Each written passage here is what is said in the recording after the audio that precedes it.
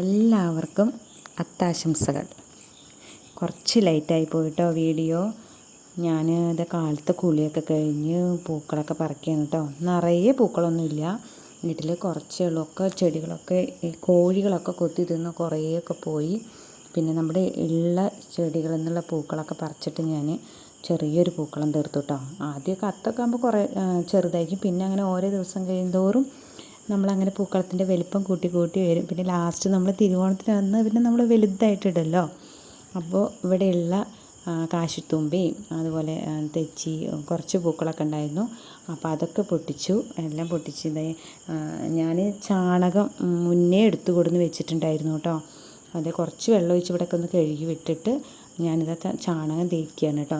ചാണകമൊക്കെ പണ്ടൊക്കെ നമ്മൾ തടമൊക്കെ പിടിച്ചിട്ടാണല്ലോ ചാണകം അതിന് മുകളിലായിട്ട് തേക്കാറ്.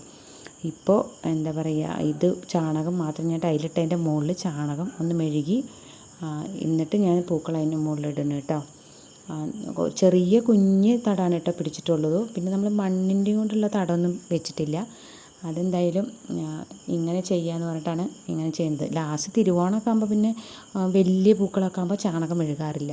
ഇപ്പം നമ്മൾ ചെറുതായിട്ട് മെഴുകിയിട്ട് പൂക്കളം ഇടുകയാണ് കേട്ടോ.